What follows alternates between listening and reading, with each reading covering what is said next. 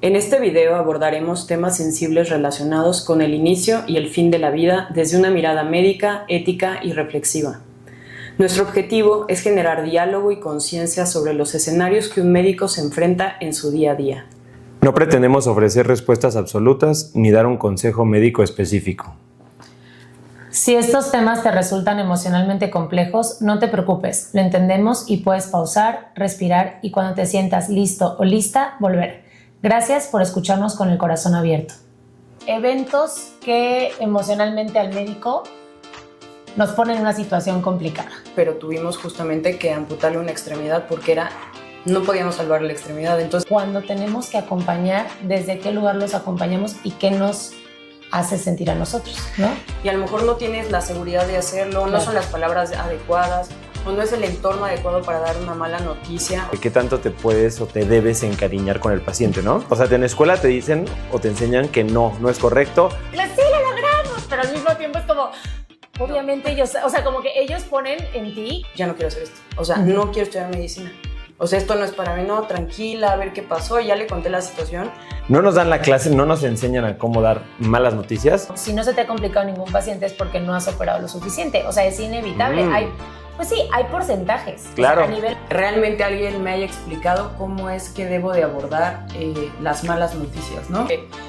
De repente lloras, ¿no? O sea, se te empieza a salir una lágrima y dices, no, este no es el momento. Hola, yo soy Steph. Yo soy Gus. Yo soy Evelyn y bienvenidos a Más allá de la bata. El día de hoy vamos a hablar de un tema bastante complejo, así que primero que nada, gracias por acompañarnos.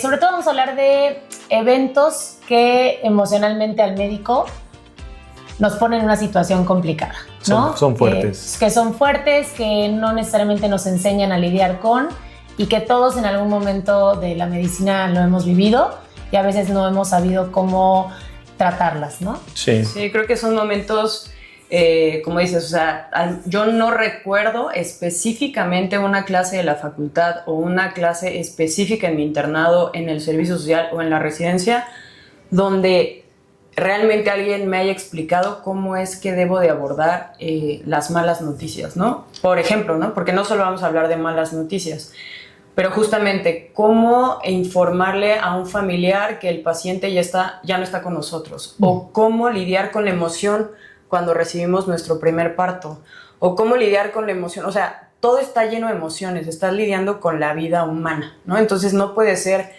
tan insensible. Yo creo que puede ir pasando, o si te vas enfrentando a ciertas cosas, puede que te vayas desensibilizando, pero sí, creo que nunca debemos de dejar de ser humanos y empáticos ante cualquier situación, ¿no? Sí, sobre todo, como dice Steph, no nos dan la clase, no nos enseñan a cómo dar malas noticias. Lo más importante, yo creo que el deceso o el fallecimiento de un paciente, una persona, pero sobre todo cuando vas a dar una noticia fuerte, ¿no? El diagnóstico, por ejemplo, cáncer o alguna enfermedad crónica de mal pronóstico, cosas así, el cómo va a reaccionar el paciente y los familiares, ¿no? Ya sea pediátrico o si son adultos, pero no sabes cómo reaccionar ante la reacción del familiar o del paciente. Y creo que eso es lo importante, porque pues cada quien reacciona diferente y yo creo que nos los enseña la vida, o bueno, nos enseña la carrera y poco a poco vas como agarrando, te vas amoldando, pero mientras te va costando mucho trabajo. Sí, yo creo que vas aprendiendo en el camino. Creo que en mi caso particular, durante mucho tiempo, uno de mis grandes maestros, y después trabajé con él, es oncólogo de cabeza y cuello. Entonces, digamos que era una situación en la que nos enfrentamos. Y justo es lo que dices, no necesariamente el peor escenario, ¿no? Solamente el dar el diagnóstico de un mal pronóstico. Y a ver, ni siquiera tenemos que irnos tan al extremo. Por ejemplo, en mi especialidad, ciertos cánceres que se tienen que quitar y entonces el paciente no va a poder hablar otra vez, ¿no? Va a tener traqueostomía y quizás no tiene otra manera. Yo cuando justamente platicábamos que íbamos a tocar este tema, yo decía, bueno, en ortopedia, algo por lo que yo quise hacer ortopedia es porque se me hace muy pragmática, muy práctica y siento que le devuelves rápidamente la calidad de vida a los pacientes, ¿no? Se fractura, reduces la fractura, lo operas y ya quedó. Pero yo dije, bueno, ¿en qué situaciones es donde yo me puedo enfrentar a esto, ¿no? A lo mejor tú como clínico te enfrentas mucho más a una situación donde el paciente pues pierde la vida, pero yo decía, bueno, yo no tengo tantas, ¿no? Pero ¿qué tal cuando necesitas quitar una extremidad? Cuando hay que amputar, ¿no? Exacto. No sé si podemos decir la palabra. Sí, yo creo que amputar, sí.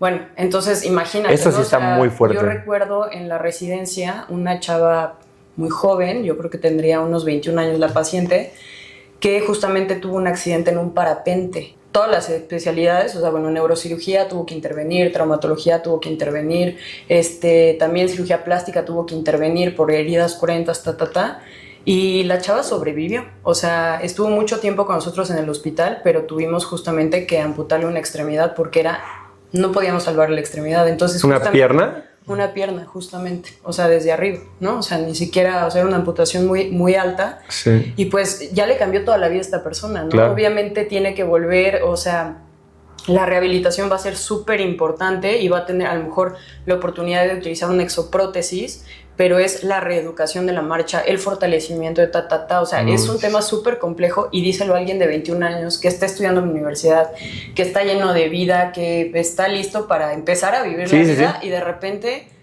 de la noche a la mañana, eso se detuvo, ¿no? Porque no se acabó, se detuvo. O sea, por ejemplo, como médicos creo que también nos toca mucho acompañar, ¿no? O sea, más allá de dar la mala noticia es acompañar al paciente, pero en ese acompañamiento, ¿qué es lo que te pasa a ti? Claro. ¿No? O sea, no solamente es acompañarlo, sino es qué se te mueve emocionalmente a ti viendo a una chava de 21 años con las mismas capacidades, con el mismo futuro que tú a tus 32 lo estás viendo. Y todo eso creo que es a lo que yo creo que nos enfrentamos. No solamente es dar la mala noticia, tratar de ser empáticos, tratar de ser humanos, sino es cuando tenemos que acompañar, desde qué lugar los acompañamos y qué nos hace sentir a nosotros, ¿no? Además, uno va empezando como un pequeño estudiante, vas rotando y ves como los residentes de mayor jerarquía o los adscritos generalmente son los que dan las malas noticias, ¿no? O el residente de mayor cargo en la guardia o en el día a día. Y entonces te vas como enfrentando y vas empezando a tener ese tacto ese feeling o ese tacto indirecto de, ok, ya estoy en una situación incómoda, aunque eres un estudiante, pero estás en la situación, ¿no? Y dices, uy, qué fuerte. Y entonces vas avanzando, eres interno, después eres R1, R2 y te puede tocar, a mí me tocó creo que hasta el R2 o R3, que ya yo tenía que dar las malas noticias, diferentes escenarios, ¿no? O a lo mejor un paciente, no sé, ya de 90 años o geriátrico, con muchas comorbilidades, con la expectativa de vida corta, con factores de mal pronóstico, que incluso la familia quiere como que ya termine el sufrimiento, que ya no es calidad de vida.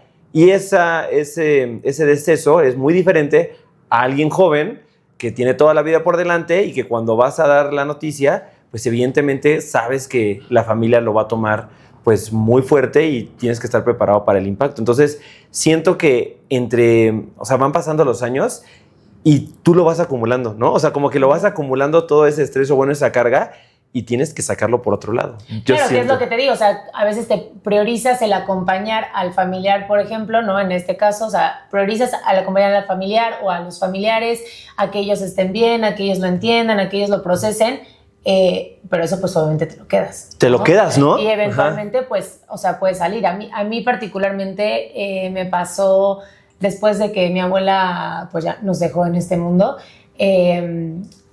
Claro, yo tenía que seguir trabajando, o sea, de hecho justo ese día estaba de guardia y me llamaron como a las 5 de la mañana para decírmelo y yo pues todavía tenía, ¿no?, que seguir el día y no sé qué, shalala.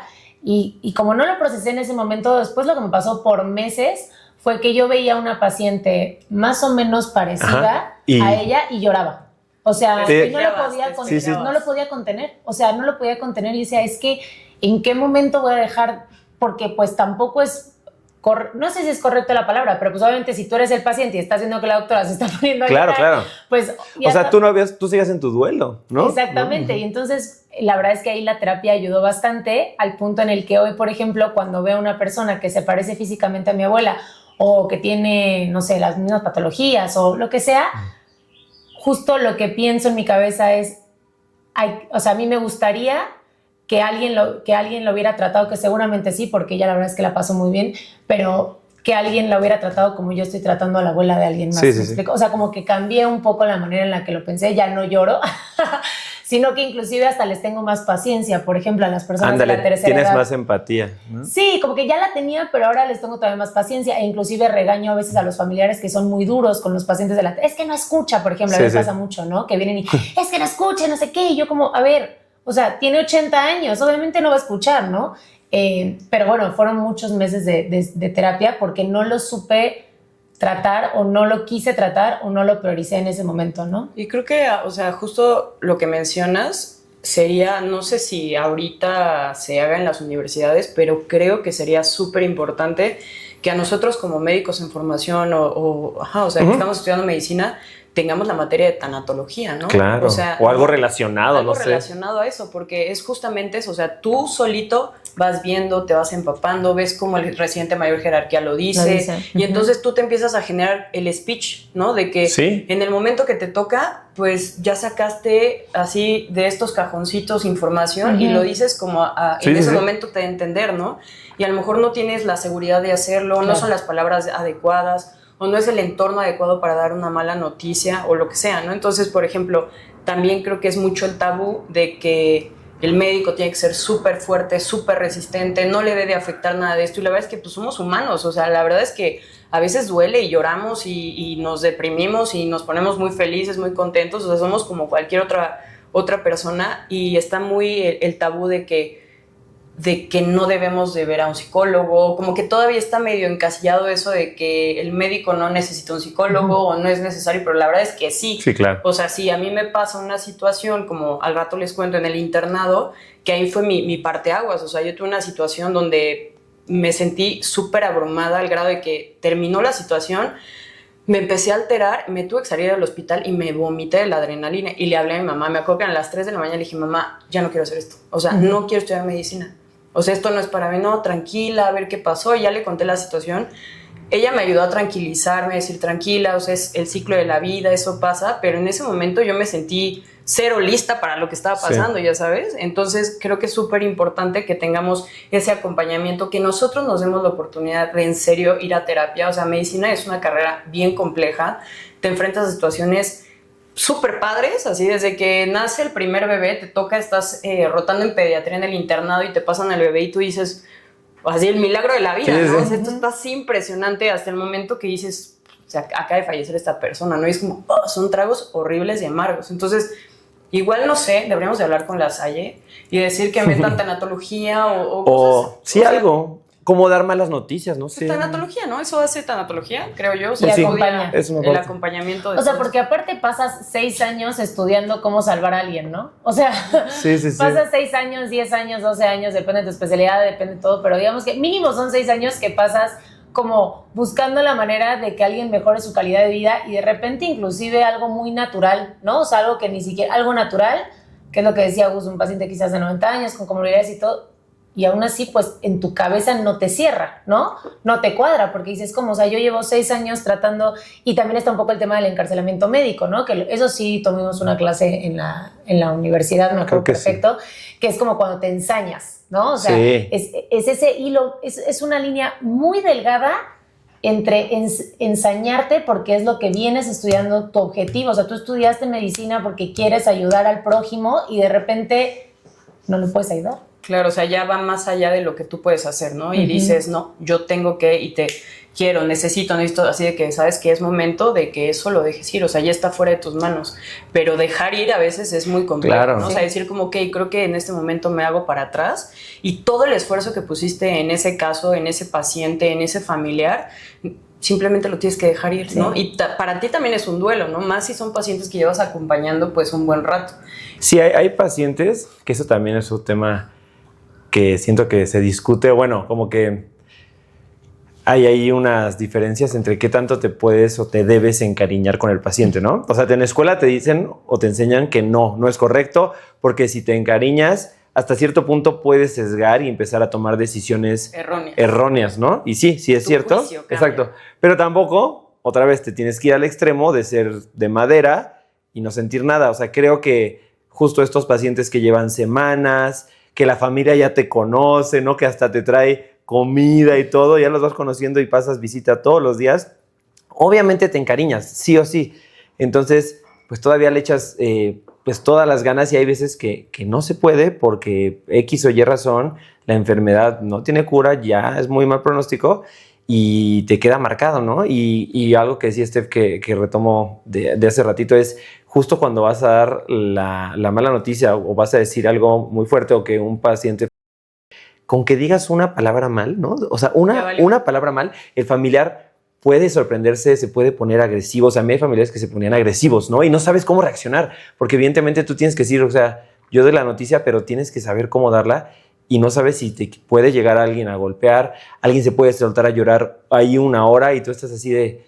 ¿Qué hago, no? O sea... Lo abrazo, está mal que lo abrace, no me corresponde a mí. O, por ejemplo, cuando tú tienes como un speech, ¿no? Más o menos en tu cabeza de cómo lo quieres llevar y de repente quizás el paciente te empieza a preguntar más y entonces te empieza a preguntar más. ¿Y pero por qué? Y que es parte de la sanación que tienen ellos, ¿no? Y del duelo, ¿no? A veces preguntar el por qué y entender las cosas y ahí te empiezas tú, ¿no? Como que empiezas, no, porque entonces, porque y entonces te sales del libreto. Se te sale, ¿no? Te gana la situación. situación. Exacto, te sales del libreto y pues puede ser contraproducente para ti como médico o inclusive para esa familia, ¿no? Sí. Y es que aunque lo tengas súper ensayado, o sea, yo en verdad creo que obviamente cada paciente es diferente, cada familiar es diferente.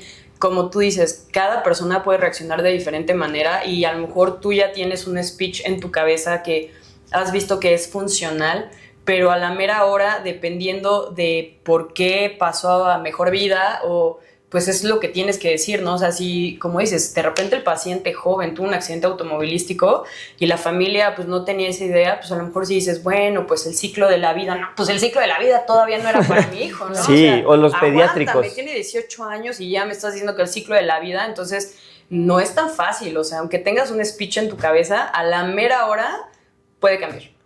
Está grueso, ¿no? Sí, la situación te puede hacer que te salga mal. Y ahora, ¿qué les pasa? Por ejemplo, a mí me ha pasado al revés. O sea, tengo que dar una muy buena noticia y yo me quiero alegrar y quiero saltar frente a los familiares y quiero decirles, sí, lo logramos, pero al mismo tiempo es como... Obviamente ellos, o sea, como que ellos ponen en ti que lo vas a lograr, o sea, sí, ellos sí. justamente no te ponen en duda. Yo siempre digo a mis pacientes, si yo entro a quirófano con alguien, yo quiero que esa persona confíe plenamente en mí y yo plenamente en esa persona, ¿no? Porque si dudas tantito, no te quiero en el quirófano, ¿no? Claro. Entonces, ellos confían plenamente en ti, tú dices, lo vamos a lograr, pero también cuando lo logras, ¿no? Y les dices, todo salió muy bien, tú quieres ponerte a brincar como con que el lo paciente. quieres abrazar, ¿no? Y Pero, sí, o lo sea... logramos, pero el paciente hace como no, ¿tenía dudas? Sí, como... Así tenía que ser, ¿no? Sí, exacto, o sea, y sí me ha pasado también al revés, como contener esa alegría que tengo instantánea de decir, no manches. Pero sabes que personalmente eso para ti es maravilloso, Claro. ¿no? O sea, que llegas al cuarto del paciente y hola, ya acabamos la cirugía y tu sonrisa está hasta acá, ¿no? Sí. Pero tú así como bien, no, ya acabamos la cirugía, Claro. todo salió muy bien. Ay, doctora, muchas gracias a Dios, no sé qué, yo no, gracias a Dios, no, gracias a mí. Ay, No, sí, pero también es el contenerte, o sea, Claro. como médico es contenerte, tanto en los momentos terribles como en los momentos alegres te tienes que contener. Digo, no estoy diciendo que seas un robot y le digas, todo salió perfecto. No, o sea, sí te puedes alegrar y puedes sonreír y un montón de cosas, pero hay veces que obviamente le bajas a tu nivel de intensidad de alegría, ¿no? Claro. Sí, tienes que Y moderar. habrá veces que no lo logras. ¿Y qué pasa si no lo logras? O sea, realmente merecemos como... ¿Cómo por que no lo percepción, logras? ajá, o sea, ser castigados en el sentido de que a lo mejor Ah. estás dando una mala noticia y estabas tan involucrado y no sabías que estabas tan involucrado que de repente lloras, ¿no? O sea, se te empieza a salir una lágrima y dices, no, este no es el momento para llorar, ¿no? Stephanie, contrólate, o sea, agarra la onda, no puedes, o sea, ¿qué pasa si te pasa eso en un momento como tan crítico? Pues tampoco es satanizarlo, ¿no? Si eres un humano, te pasó, piensa qué fue lo que pasó, a lo mejor acude con un psicólogo y dice, oye, es que empecé a llorar, o sea, ni siquiera pensé que me iba a pasar eso, o sea, no me sentía emocionalmente tan involucrada en el tema y aún así me pasó esto, ¿no? Y pues realmente no pasa nada, o sea, no es algo que esperas ver. A mí no me gustaría ver si el que operó a mi papá, así que llegar y, ¡ay, salió bien de la cirugía! Así como, Sí. aguante vara, ¿no? O sea, qué bueno que salió bien, pero no chille. Tú lo quieres ver como seguro, ¿no? De la cirugía salió bien, Que es otra todo vez, está bien, es como de... Ay, es otra vez la percepción, ¿no? O sea, del médico fuerte, seguro, o sea, que sí, o sea, obviamente yo, aunque soy médico, si voy a estar en manos de un médico, quiero ver esas características, ¿no? Totalmente. Sí, O sea, esa difícil. seguridad sí o sí la quiero ver en el médico que me atienda o atienda cualquiera de las personas que están conmigo o de mi familia. Y es que justo mantener esa postura de como de neutro, así de serio, de hay una buena noticia, ok, así tenía que salir. Hay una mala noticia, es como no se pudo hacer más. Hicimos todo lo posible. Ándale, pero tú te estás cargando, como dice B, de emociones, y llega un momento que cualquier cosita, incluso fuera del hospital, ¿no? En una relación con tu familia, te puedes quebrar y por eso es bueno que, claro, que estés en terapia para pues sacar todo. Hasta si un psicólogo tiene que tomar terapia, imagínate por qué un médico, ¿no? Yo creo que realmente los psicólogos son los mejores amigos del médico. Vaya, para eso, o sea, sí, lo va a canalizar. Para saber cómo canalizar todo lo que te está pasando y a lo mejor darte herramientas para que cuando te enfrentes a eso, pues no te quiebres, ¿no? O sea, y que puedas seguir adelante con tu vida sin que lo estés cargando. Sí. Claro, otra de las emociones que vivimos mucho los médicos, el miedo. Creo que, o sea, aunque usted no lo crea. Aunque usted no lo crea, sí tenemos miedo. Es normal. O sea, es instintivo el miedo, ¿no? Empecé a sudar. Ya. No, pero claro, como que justo siento que muchas personas creen que el médico pues va a ser naturalmente valiente, ¿no? Y no, claro que tenemos miedo, y tenemos miedo desde que somos estudiantes a, no sé, por ejemplo, estar en un hospital y porque a veces pasa, ¿no? Cuando estudiante te dicen, revisa, a mí me pasaba, revisa el abdomen, ¿no? Y yo era cuarto semestre. Obviamente yo sé que el adscrito ahí por algo me lo está pidiendo, ¿no? Pero yo en ese momento así palpaba y yo... Es que sí se lo siento disminuidos los movimientos peristálticos o no. Es que sí se ve rojo o no. Entonces, ¿qué le digo al doctor? Y entonces no sé qué. Y empieza desde el estudiante, que es una cosa mínima, porque obviamente tienes un adscrito que te supervisa. Pero ¿qué pasa cuando cruzas esa barrera y ya eres tú el médico y estás tú frente al consultorio y a veces dices como... Qué miedo, qué miedo que o no sé qué está pasando, que ahí te apoyas con alguien, o en cirugía, por ejemplo, qué miedo que se está complicando en un momento en el que no debería y que está... O sea, y todo eso que tu cabeza empieza a maquilar y maquilar y maquilar, realmente creo que es una emoción muy fuerte, sí, y que muy nadie fuerte. piensa que lo tenemos, ¿no? O sea, yo creo que es eso, o sea, no hay que satanizar, o sea, el médico, o sea, la persona que estudia medicina se enfrenta a algo muy fuerte que es la vida, ¿no? O sea, salvaguardar la vida, pero te vas a enfrentar a situaciones de miedo, de ansiedad, de tristeza, de alegría, y vaya, ok, saber canalizar eso, pero que la gente quite el estigma de que el médico no siente. O sea, yo he sentido situaciones donde tengo miedo, a lo mejor estando en algún procedimiento y justamente ver que la situación empieza a ponerse un poco alarmante o lo que sea, obviamente pues estás preparado para resolverlo, ¿no? Uh-huh. Y mantener la calma, pero se siente, ¿no? O sea, sientes ese rush de adrenalina de decir, ok, pero se puede resolver, lo estamos resolviendo, tengo un súper equipo con el que estoy trabajando, mi anestesio es magnífico, sé que quien me está instrumentando, ya ni siquiera le tengo que pedir las cosas, o sea, se puede resolver, ¿no? Pero en el momento lo sientes y obviamente ahí no puedes decir como, ¡ay, mamá! Sí, no. Es que es instintivo, o sea, te da como el, ok, sí, se hace, ¿qué se tiene que hacer? ¿No? Ok, bueno, vámonos a lo básico, pero claro que eso, y entonces ese miedo que lo lograste superar, la cirugía salió perfecto, esa de cuando quieres sonreírle y abrazar a la familiar y te tienes que poner con cara de, claro que todo salió bien, pero después te lo llevas a tu casa ese miedo, Claro. ¿no? Sí. Y por ejemplo, particularmente, no sé en tu caso, por ejemplo, en que quizás en hospitalizados te pasa, pero en postoperados, sobre todo los primeros que tienes, es el posquirúrgico. Uh-huh. O sea, ¿Es mucho miedo? Pues no es miedo, pero es como el coso de que no se complique, que no haga secuelas, que no sé qué, que shalala, que no se infecte. Y empiezas como con y el miedo no es solamente en la cirugía, sino es en el posquirúrgico, hasta que quizás... ¿Cómo va? Exacto, ¿no? Entonces... Ajá, o sea, de que tú ves, por ejemplo, si yo opero un paciente y lo veo a las 2 semanas para ver cómo va la herida y luego le quito los puntos y veo viendo cómo va consolidando la fractura y que vaya consolidando bien, que no se esté complicando, que la herida esté cerrando, que no tenga dehiscencia, que no tenga infección, que no tenga rechazo del material de osteocinto, o sea, todo eso yo tengo que estar, ¿no? Entonces, estás como todo el tiempo en un nivel arriba, sí. Ok. Si te escribe el paciente así, doctora, se te para el corazón. 10 de la noche. Así, ¿qué pasó? No, pues para decirle que hoy empecé con mis sesiones de terapia. Güey, me hubieras dicho en la mañana, no ahorita a las 10 de la noche. Sí, pero aparte no duermes, o sea, y eso desde residente, pero desde residente estás como esperando la llamada, ya sabes, o sea, neta sí es que obviamente estaría bueno invitar a alguien que tenga un poco más de años de experiencia, claro, que probablemente les ha pasado. Yo tengo un maestro que siempre me dice, como si no se te ha complicado ningún paciente es porque no has operado lo suficiente, o sea, es inevitable.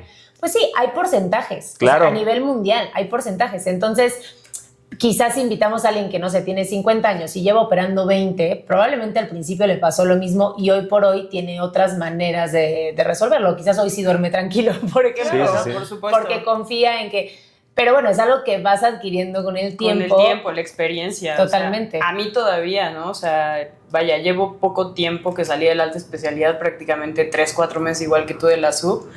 Y de ortopedista, pues tengo 1 año, 4 meses, ¿no? O sea, y todavía cuando me toca a mí, o sea, cuando tengo un paciente que voy a entrar a cirugía, o sea, estoy tensa, o sea, no es de que no me sienta lista para el procedimiento, no, pero... porque sé mis limitaciones, ¿no? Si hay algo que yo sé que yo no puedo operar, lo derivo al especialista que lo sabe hacer. Pero de todas maneras estoy en quirófano y estoy viendo que todo esté listo, la música, el ambiente, no sé qué, y es como, güey, ¿estás bien? Y yo, sí, pues estoy un poco... Y luego se tardan en pasar. ¿Estresada o es estrés? Exacto, estoy estresada. Claro. Ya, y obviamente a mí lo que me pasa o lo que me he dado cuenta es que en el momento que ya está todo listo y pido el bisturí, hace cuenta que como que todo el... logro concentrarme, güey. Es que eso me pasa, estoy como... espero que la placa esté de tanto que sí tengamos los tornillos, la anestesia, que todo esté bien, los campos, a ver que nadie se contamine. Entonces estoy en todo y en el momento que ya estoy aquí para operar y me pasan el bisturí, en ese momento todas las voces se callan y logro concentrarme en lo que estoy haciendo. ¿Pero se callan porque sí se callan o se callan porque tú...? No, son mis voces internas. Ya, exacto. Esquizofrénica. Ya, ok. Entonces simplemente en ese momento... todo ese estrés, todo ese miedo, toda esa ansiedad que estoy cargando previo a la cirugía, se va, ¿no? O sea, sé que tengo la capacidad de hacerlo, sé que tuve una muy buena preparación en la escuela, o sea, perdón que les diga a todos los ortopedistas o quien quiera hacer ortopedia, en serio, el Hospital Magdalena de las Salinas, no me importa, es el mejor hospital de traumatología y ortopedia en Latinoamérica. Si tienen oportunidad de estudiar ahí, háganlo, o sea, es pesado, es muy, muy cansado, pero... tienes oportunidad de aprender muchísimo. Entonces creo que a mí personalmente mi escuela me preparó muy bien para las diferentes situaciones, ¿no? Pero también saber la limitación, hasta donde yo sé. Bueno, yo que no soy quirúrgico, es diferente, pero ahora pienso, digo, bueno, el estrés es diferente, porque a lo mejor no es tanto rush como el de una cirugía, porque aquí pasas visita y analizas qué le haces, ves los laboratorios, tienes el tiempo, y a las 2 horas vuelves a pasar visita, ¿no? Bueno, no a las 2 horas, pero pasas visita mínimo 2 o 3 veces en el... Mínimo 2 o 3 veces al día. Pero, o sea, estás como todo el día, toda la guardia estás analizando. ¿Y si hago esto? Y entonces así. Y luego, y baja anda madre, y es como, híjole, ya se complicó. Y el hígado ya está bien, pero ahora el riñón disfuncionó. Y entonces como que estás batallando todo el tiempo y dices, o sea... como que a lo mejor no es tanto rush, pero es como un basal. Mucho así, análisis. Como un basal crónico, siento. No sé, como que ahí se mantiene. Claro. Y evidentemente, pues nuestras patologías no se curan, ¿no? Pero pues uno intenta dar el mejor tratamiento. No, pero por ejemplo, si te toca un código azul, estás en tus notitas así, pasando, bueno, y entonces la veo y de repente código azul. Ese es el rush que sientes. Sí, bueno, para los que no sepan, el código azul, en los hospitales hay códigos. El código azul es como el más importante o bueno, el más urgente, que es un paro cardíaco o paro cardiorrespiratorio, ¿no? Tú estás así y de repente es como código azul y madre, así te levantas, estás, yo creo que, o sea, puedes estar haciendo, no sé, lo que sea y lo avientas. En 5 segundos ya tienes que estar en la cama resucitando al paciente. Eso sí está aparte, fuerte. por ejemplo, esto que decías del tema del COVID, o sea, no solamente es eso, pero por ejemplo, si te toca liderar, pues es tomarte 5 segundos o enfriar 5 minutos y decir, ok, tú haces esto, tac, tac, tac, tac. O sea, son mucha toma de decisiones. A pesar que ahí de el tiempo sí cuenta, ahí los segundos cuentan. Eso está claro. Sí. Y aunque tengas un algoritmo, porque existen algoritmos para estas cosas, no es como que haces lo que se te ocurra, pero de todas formas es tener la cabeza lo suficientemente centrada para recordar el algoritmo, para que haga esto, y tú como líder, por ejemplo, darte cuenta que todos están en las capacidades y que todos están haciendo su trabajo. Y todo eso en ¿cuántos minutos? Pues así. 2. O sea, la bestia. Es que fíjate, es bien curioso porque cuando dicen código azul, sí todos corren y en 10 segundos el paciente tiene... No, ya sabes, o sea, tú pones en la guardia, cuando hay un código azul pones, este es el que lidera, quién se va a la vía aérea, quién da compresiones, super. Y así vas anotando. Entonces, código azul, así literal en 10 segundos, bueno, si no es que la habitación está muy lejos, en 10 segundos ya tiene el paciente a 7 personas, así literal. Y entonces el líder ya sabe. Y entonces al momento que están todos en la cama, paradójicamente, estás tranquilo. El líder es como, da compresiones, vete a la vía aérea, van 2 minutos, cambio. Así, porque el líder es el último que se debe de estresar. Y entonces estás como, pasa la otra adrenalina. Y obviamente el que está dando compresiones lo está dando bien, el que está en la vía aérea está súper concentrado, pero nadie está gritando, ¿sabes? O sea, nada más es como, ¿cuánto va? 3, así, tal. Pero es un momento crítico en donde, ándale, si te pasas 10 segundos, 2 segundos, así, ahí sí es determinante la vida. Por eso, o sea, sí vives el rush que podemos vivir nosotros en quirófano cuando algo se nos complica. Ándale. Ajá, pero, exacto. o sea, aquí no solamente vives como clínico, yo creo que vives el rush y encima tienes que liderar o estar con 7 personas. Y como cirujano tienes el rush. En quirófano. Exactamente, y tú eres ahí el líder. Entonces, es como, o sea, yo siempre digo como, mientras mi anestesio no esté estresada, sí, yo ¿a poco? también estoy estresada. Sí, obvio. Ya cuando hacía anestesio sube como su cortinita un poquito más y tú, ay no. ¿Pero por qué la subes? Es como que para que no voltees a ver su máquina, o sea, ellos ya se están concentrando en querer reanimar o sacar adelante lo que está pasando. ¿Qué tanto les pasó? Yo creo que sí. Bueno, no sé. En mi caso, te desensibilizas muchísimo, sobre todo, por ejemplo, en la pandemia. Un paciente y perdías la noción de que alguien acaba de...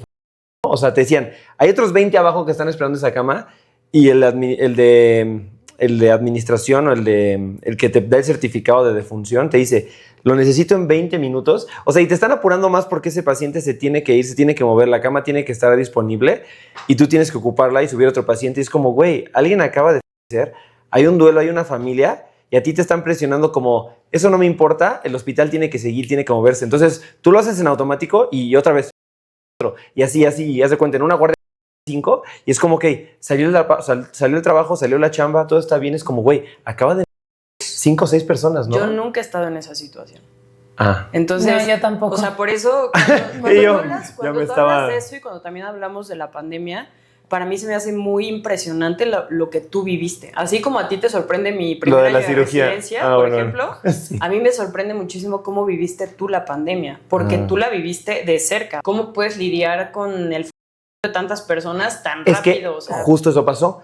Te desensibilizas, te desconectas y sí te quitas la parte humana porque dices, güey, tiene que salir la chamba, si no, me van a regañar hay pacientes ahí. Y entonces al siguiente día era como de, ok, todo está bien. Es como, no, güey, o sea, 6 personas y antier otras 6 y otras 6. Entonces yo me acuerdo que veía en las noticias así, no sé, algo del COVID y las noticias, ¿ves? Y mi familia como, qué cañón, Cali, y yo, pues sí, ¿no? Y me decían, oye, ¿qué onda? Y yo, ¿y no te enojabas con la situación? No, o sea, más bien como que yo veía cosas fuertes, así escenas, y yo como que ya sí me volví sí, te desensibilizaste completamente. Insensible. Obviamente después vino como un rush, ya lo tuve que sacar. Bueno, me falta todavía sacarlo, pero como que se guardó muchísimo. En la pandemia se guardó porque si no lo guardabas era, no me sirves, o sea, este güey está llorando, llévenselo, ¿sabes? Entonces como de, necesitamos aquí gente que aguante, que no llore, la chingada. Y entonces todo te lo fuiste acumulando, pasó la pandemia y fue como, a la madre, vino como el rebote. Madre, es que fuerte, es que, perdón, a mí me sorprende mucho, siempre que hablas del COVID, se me sí, mueve maldito virus, güey. Se me mueve todo el corazoncito, o sea, no, yo nunca he estado en una situación así de fuerte, o sea, he presenciado momentos o situaciones que a mí me han puesto en una situación muy vulnerable o que yo me siento vulnerable, pero al grado de decir como, o sea, que tú digas, güey, es que no puedo llorar, no me puedo quebrar, porque van a decir, no, este güey no me sirve. Ajá. Porque eso es lo que estaba pasando en ese momento. O sea, necesitabas gente eficiente, efectiva, necesitabas la cama. ¿Por qué? Porque ya esta persona, pero hay 20 que puede salvar todavía, ¿no? Exacto. Entonces, fue una situación, la neta, horrible. Sí, ahora, como solución, suponiendo, ok, entiendo, a ver, si nos ponemos técnicos, entendemos que si eran 6 personas, que está mal que te hayan desensibilizado, que está mal que te hayan hecho sentir que no podías tomarte 5 minutos, ¿no? O sea, no te lo decían, pero como que... No, bueno, obviamente te daban a entender y que no hayan tenido un apoyo psicológico. Por ejemplo... Lo hubo después. Sí, pero justo. Pero entonces acumulaste 1 año y medio y pues obviamente resolver algo que nos pasa a nosotros con pacientes cosas super X. A ver, señor, yo no le puedo resolver en 1 semana lo que usted viene llevando 3 años de diabetes descontrolada. Claro, esto es lo mismo. Exacto. Si a ti te hubieran ayudado quizás desde un inicio, no estoy diciendo que no hubiera, o sea, no estoy diciendo que no te hubieras colapsado, no estoy diciendo que le estamos restando importancia, lo que digo es chance, la manera o el recuerdo que tienes de esa temporada hoy por hoy sería diferente. Sí. Así como nos sorprendió a Steffi a mí cuando hablaste de tu examen profesional, que tenías un psicólogo que te estaba diciendo, vamos, échale gana, que te ayudó, o sea, en algo te ayudó y estaba en ese momento. No te hubiera servido que un psicólogo te lo dijera 5 días después. Sí. O te sirve diferente, ¿no? Entonces, como yo creo que, o sea, entiendo la parte técnica y la parte sistemática de, a ver, tengo 25 pacientes, tengo que desocupar camas, esto está saturado, o sea, entiendo todo eso. Quizás lo que le agregaría, en caso de que esto vuelva a suceder, que Diosito, espero que no, pero es, ok, dale un apoyo psicológico a tus médicos que están al frente de la batalla. Sí. Porque no hay manera de que un ser humano lo resista. O sea, sí. no hay se va a quebrar tarde o temprano, ¿no? Claro, pero no quieres que se te quiebre en un código azul. No. No, pero no puede pasar. Pero puede pasar. Sí. Es a lo que voy. O sea, no sabes realmente lo que cada persona está viviendo o que está cargando. O sea, claro. Porque no es el médico o la doctora o el doctor, es la persona. Y todos traen sus problemas. Cada quien trae sus cosas, ¿no? O sea, puede ser tanto desde algo en casa, la misma residencia, el acoso laboral, pueden ser muchas cosas, ¿no? Entonces sí creo que todo médico debería de ser apoyado por una terapia, o sea, por un psicólogo que te pueda ayudar a atravesar diferentes momentos. Y hablando de diferentes momentos, yo les tengo una pregunta a ustedes, ¿no? Échala. ¿Ustedes han tenido alguna situación durante lo que llevan desde estudiantes hasta ahorita, alguna situación que realmente los hayan puesto en un momento de euforia o un momento de quiebre? O sea, que digas, esto es lo mejor que me ha pasado en mi vida y por esto decidí ser médico y estoy seguro que esto es lo mejor.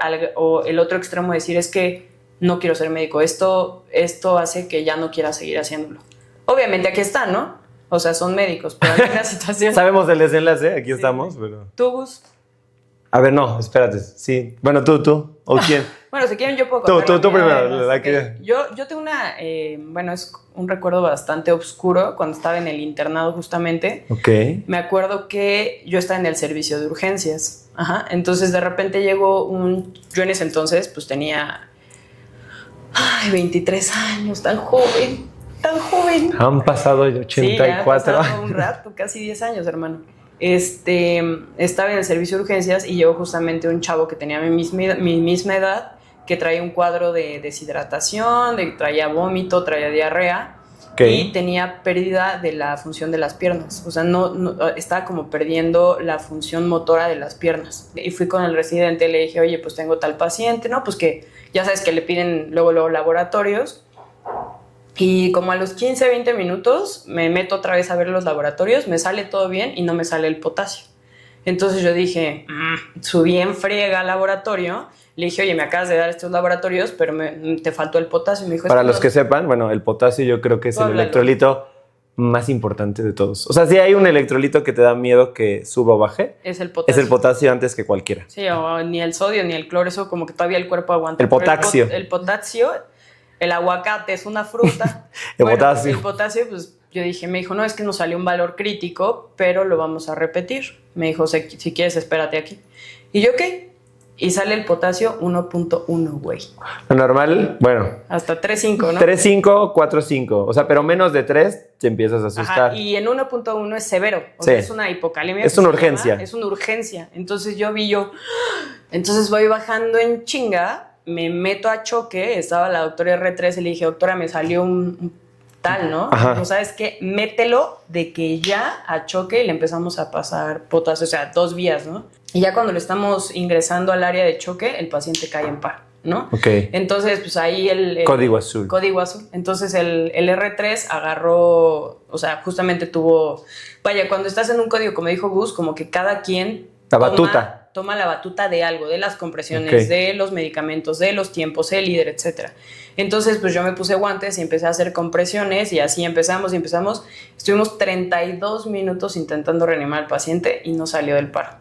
Entonces me acuerdo que yo fui la última que di las compresiones y me bajé y así, ¿no? O sea, empecé como a todo así me empezó a temblar y la doctora me vio y me dijo, salte. O sea, yo creo que me vio así. Sí, pálida. Ay, me dio hasta ganas de medio chillar. Entonces me salgo del hospital y yo así, ¿no? Y empecé a sentir así como... Y me empecé a vomitar así, pero yo creo que de la adrenalina, Sí, de sí, lo sí, que claro. me acaba de pasar. Y fue justamente lo que les contaba hace rato, ¿no? Le marqué a mi mamá y le dije, güey, no. O sea, yo no puedo con esto. O sea, no puedo lidiar con justamente... Era el primer me voy a código azul. quebrar, ¿No? güey. Era el primer código azul. Que yo tenía. Ah, y el ok. paciente tenía justamente 23 años. Y Entonces yo eras me una sentí interna, como... Y yo era interna. O sea, era la primera vez. Ok, la Salle me súper preparó, me dio el curso de ACLS, ABLS, ahí están. El tema es que no fue un tema de lo que supieras, simplemente... Ajá, o sea, hice lo que tenía que hacer, pero simplemente no logramos sacar al paciente, ¿no?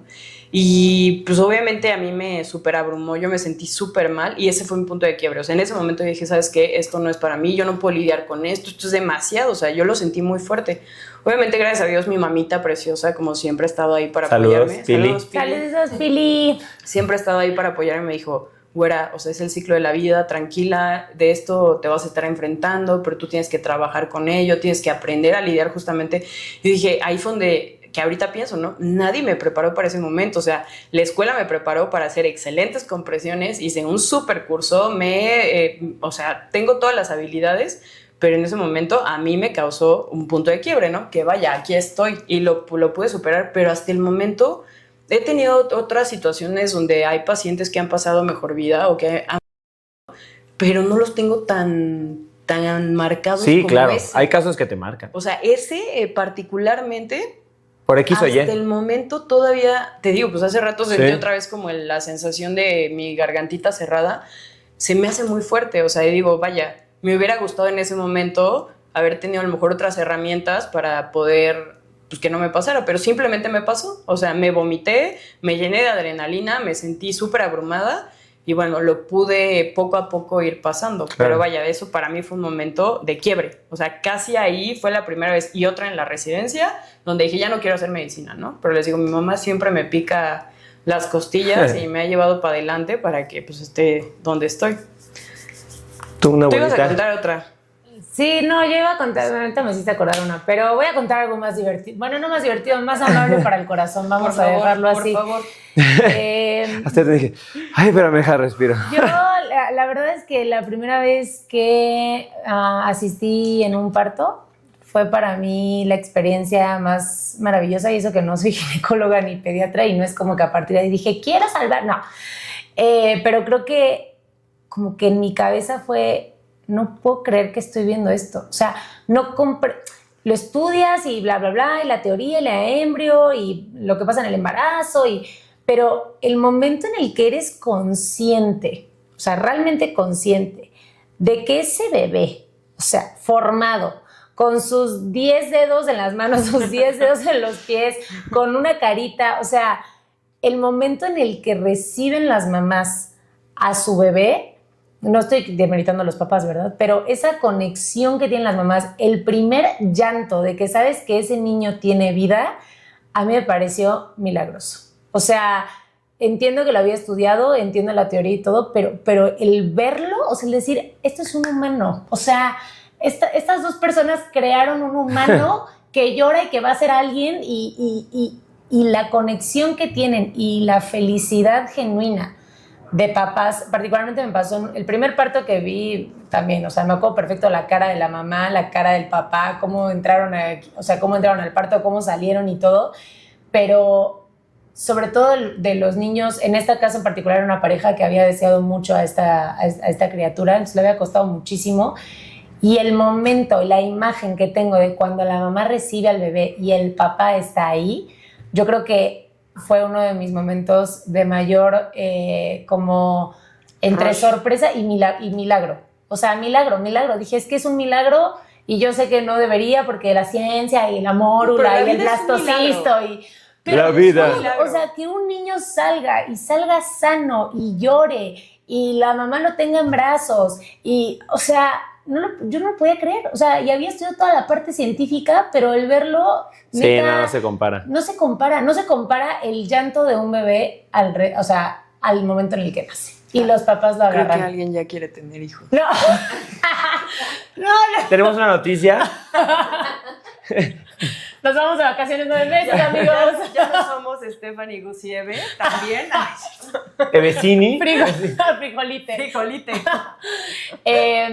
No, la verdad es que me pareció, no, pero esto lo vi cuando tenía 24 años y aún así me pareció alucinante. O sea, creo que en serio es alucinante y me parece loquísimo. O sea, como me parece fuera de este mundo que cuando un bebé nace y nace bien está muy perro. Y la emoción que sienten los papás, no, o sea, he visto emociones en otros pacientes, por ejemplo, pacientes con cáncer que de repente, por ejemplo, cáncer de tiroides, que es un cáncer que si quitas la tiroides puede ser que nunca más tengan. O sea, he visto un montón de momentos alegres y un montón de momentos sorprendentes. Pero nada como... Pero el bebé, o sea, un nacimiento, un un parto. Es milagroso. O sea, que su manita así te agarre. Ay, no sé qué cosa. O sea, yo me la lloré toda esa guardia. Fernandito, ¿dónde estás? Además, cuando eres estudiante, lo ves todo más guau. No, obviamente siempre, pero de estudiante. Yo era interna. O sea, ándale, también. Cuando fui interna, pero asistí, ¿me explico? O sea, como que fue como, agárralo, doctor, y yo, no. es un bebé que tiene forma. Sí, cuando agarras tu primer bebé que te lo pasan, es como, güey. Y llora y la mamá y no sé qué. Y, o sea, realmente fue una experiencia,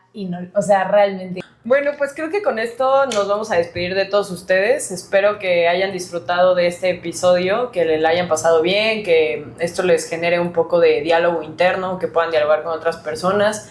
Aunque somos 3 médicos y que nuestro enfoque principal es con médicos, pues obviamente es para que todas las personas tengan acceso a este podcast. Por eso a veces, pues creo que en la mayoría de los episodios intentamos tener un toque de humor, incluyendo en las publicaciones en todas las redes sociales. Siento que es mejor llorar que reír, pero nunca hemos buscado faltarle al respeto a ninguna persona ni herir susceptibilidades. Sabemos que a veces tocamos temas sensibles y agradecemos, ¿no? Realmente que se tomen el tiempo de escucharnos, de participar con nosotros.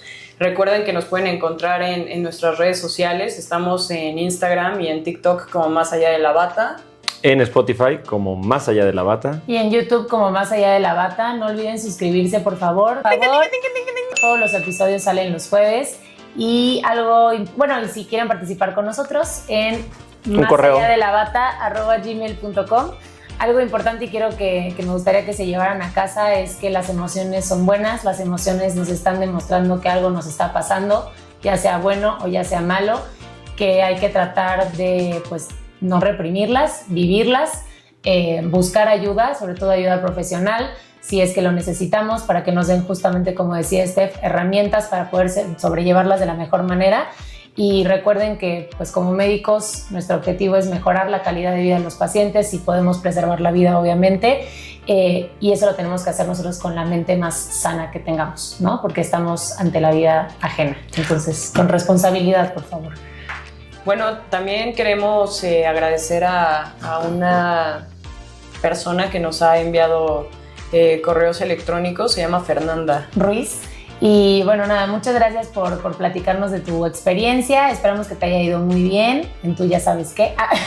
Nunca es tarde para nada. Nunca es tarde para empezar a hacer lo que tú amas y lo que tú deseas. Entonces, si tú eres constante, vas a ser exitosa. O sea, ningún camino específico lleva al éxito. Lleva al éxito lo que a ti te hace feliz y en lo que tú te desenvuelves y te desarrollas de forma constante. Entonces... Así que no duden mandarnos correos, también contándonos un poquito más de su experiencia a másalladelabata@gmail.com. Muchas gracias por escucharnos. Adiós. Bye. Bye, chaito. Oigan, ¿qué hora es? En nuestro siguiente Tenemos una invitada episodio. muy especial, la doctora Susana Medina. Ella es psiquiatra y Para público en general sigue habiendo mucho estigma.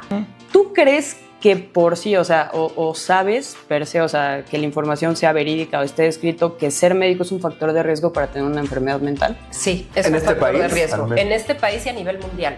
Ok. Pero En mi residencia, el consumo específicamente de este medicamento, del modafinilo, Sí. o sea, eres médico, que ya vimos que es un factor de riesgo. No lo puedo creer, estoy... la psiquiatría era una de las materias que tomábamos. Ujú. ¿no? Tomamos en segundo semestre. segundo semestre. En las universidades es optativa. ¿Cómo? Psiquiatría es optativa. ¿En Entonces, serio? hay Se justifican todo el tiempo diciendo, es que tengo TDA.